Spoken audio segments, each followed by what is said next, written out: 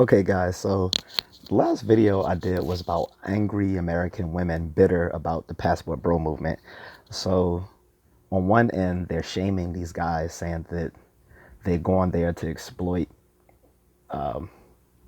third world women and so forth.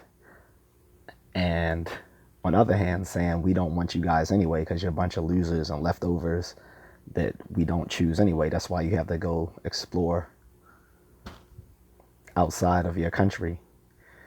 And, aside from the sign language uh, and, the patent contradictions therein, what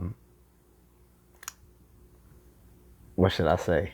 Should I be nice? No, I'm not. So, aside from that, a lot of these women aren't desirable. Let's get it clear. A lot of these guys are leaving because a lot of you bitches are fat and ugly. You stink down there, and you know what I'm talking about. You think feminism is a coherent view to take, and it's not. And what do you have to pay? What do you have to show for it? You're single with bastard children, and you want someone to take care of you. Nah. I've shared this story numerous times, and I'm probably going to share it numerous more. The reason I became a Passport Bro 5 years ago was because coming back to my hometown of Baltimore, it was a dearth of women that I was interested in, and to be quite blunt, I wasn't interested in black women. Sorry. For me, it was more of an issue of attractiveness and so forth. Going off to college and being in the military and stuff like that. Not to mention living in the DC suburbs, I got to see a lot of other races of women that I found more desirable. Sorry. And the hell if I'm a, go to school, go into the military, travel and so forth, and come back to Baltimore just to be stuck with Keisha. So that's why I left. And to make it even more salient, I had a family member, a sister no less, tell me, you really don't have a choice, that if now that you're in your mid 30s, that basically you're going to be stuck with a woman who has a child, and you should just deal with it, because at your age you shouldn't be dating anyone under 26 or whatever random fucking number she gave me. And I was like, yeah, okay, didn't argue. Whatever. I let the passport talk for me. A few years later, flew over to the Philippines, met my lovely wife, bada bing, bada boom, and that's how it went. She and I, visited a bunch of different countries together. I went to some by myself, and we plan on visiting some other countries as well in the near future. And I'll probably try to post some of that here. I've given you some snippets of some stuff I did in the past, but that was before I had this channel, so sorry for that. But let's switch gears. So there are Passport Pookies, and I hinted at that in a video that I'm going to link above. That you have these guys calling themselves Passport Bros that don't really travel like that. They go to the DR and they call themselves the Passport Bros. Now, I had some commenters get upset and say, oh, you're just saying I'm not a Passport Bro just because I hit Dominican Republic. No, I'm not saying that. I'm just saying that's a common stop for the Passport Pookie. And the Passport Bro movement is more than just checking for easy women, which some of these guys do. And like I said, once the Passport Bro movement became popular, you had people who weren't Passport Bros suddenly on their channel saying that they're Passport Bros just because they go to places like the Dominican Republic and stuff like that. I'm not going to mention anyone by name, But it's like, no, if you've only gone to like the DR or maybe Brazil back and forth, you're not a passport bro. A passport bro are people who are even living an expat lifestyle, or they do live in the US and go back and forth, but to different countries. They're not just hitting one island in the Caribbean or one place in South America over and over again just to sow their oats. That's not what the passport bro thing is.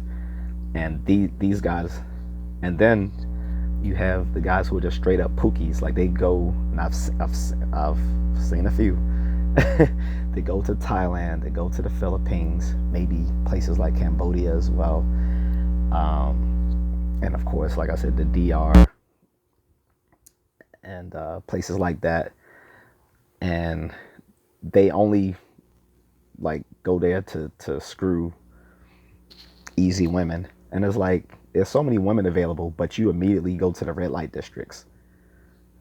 I know someone like that. I call him out on his bullshit all the time. He goes to the Philippines, now he goes to Thailand, and he sleeps with these women in these red light districts and wonder why he can't have a good relationship. I'm like, you're banging prostitutes. Why do you think you're going to have a stable relationship with someone who's a prostitute? Makes no sense. And you have these passport pookies even with their own channels.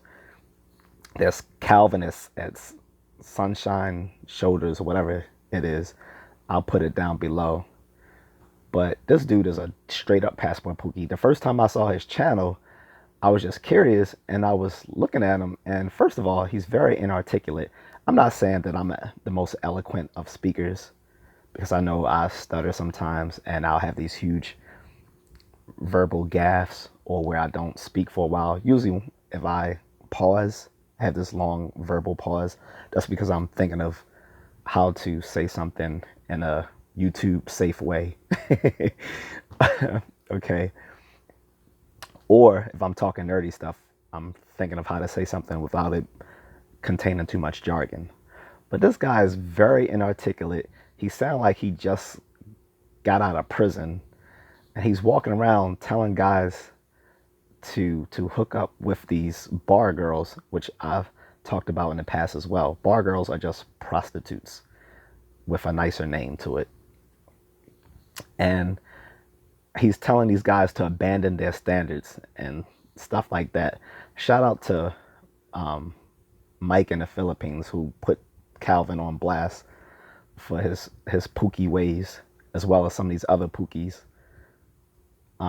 Because that stuff is crazy. Like, Calvin is out of his freaking mind telling these dudes to date bar girls and to marry these bar girls. These girls usually have children already, so you're going to travel 8,000 miles just to be a stepdaddy? Okay. Some of these girls are still married. People don't know that. And I'll tell you right now, I don't know about Thailand and some of these other places. Adultery is taken quite seriously in the Philippines. That is a felony. If anyone ever remember the old Nat Geo channel TV show Locked Up Abroad, one of those episodes was about a British guy who got locked up because he started dating a woman who was still legally married in the Philippines. There's no divorce in the Philippines. They can get legally separated, but they're still married. And that means that if you are caught dating this woman, even though she may be legally separated from her husband, it is adultery. You can get locked up for it. And that's what happened to this guy in that episode of Nat Geo, that channel's Locked Up Abroad. Luckily, he had some money to finagle his way out. And then he and the girlfriend got to the UK and got married there, I guess. But there's no divorce in the Philippines. It's one of the most Catholic countries in the world, other than the Vatican itself. There are only annulments. An annulment is very difficult to get. There's two types of annulments. There's the annulment in the usual sense that the marriage was never legitimate in the first place and it gets annulled. Then the second one is that you no longer want to be married to this person because of whatever reason. So it is a it sort of works as a divorce, but they're very difficult to get. One, they're expensive, and two, if you don't have a strong reason for doing it, it's not going to be accepted. So annulments are rare, okay? And like I said, some of these guys are going to these countries, messing with these red light district girls, and some of these women are married. Some of their husbands are losers, so they don't even care that the woman is out there being a bar girl because they're bringing in money. They don't even care if they're dating an American as long as they can get their money from them. And these passport pookies fall for it all the time. Now, let's be clear, a lot of these passport pookies are boomers. A lot of them are boomers because they're they're just what could I say about these old people? They're just unaware of the way things are. Okay, they really are. This isn't the 50s. In any case, you have some young ones too, because the passport pookie I'm referring to that I know is a young guy, but he's stupid. And I don't feel sorry for these passport pookies when they get taken advantage of. Now, to be clear, they as well, they are the minority in the passport bro movement. But to hear these women and these simps talk about these guys, you would think that most passport bros are these pookies going overseas, and they're not. They are a minority. Not to mention, it's more of them. It's more white passport pookies than there are black passport pookies.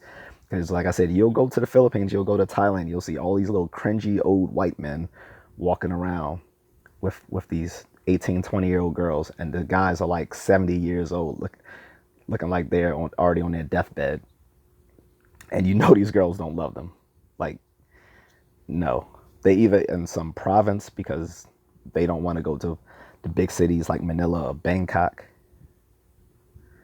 or like I said, they go to these bars in Angular City, Subic Bay, a few in Manila, or Mango Grove in the Cebu city, and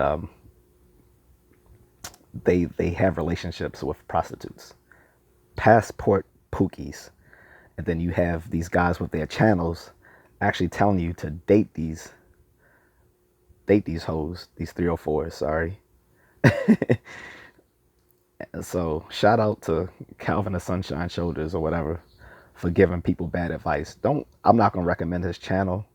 I'm not gonna tell you to go to his channel because he puts out some crazy stuff. And now he's mad that there's other YouTubers calling him out on his BS. And he's lost a lot of support. The dude almost got kicked out of the Philippines himself because the YouTube content he was creating was being considered a source of income that he wasn't reporting to the Philippine government while he was living there. So I don't know what happened to him, but whatever. And he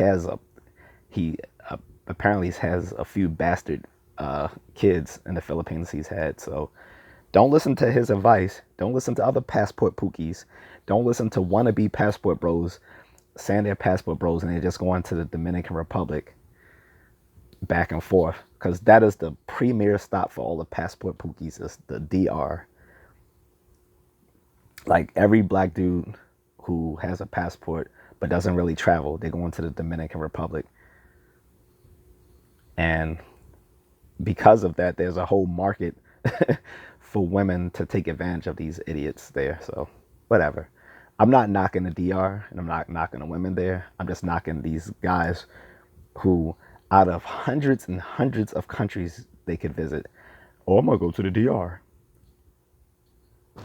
Whatever. But I'm just a contrarian.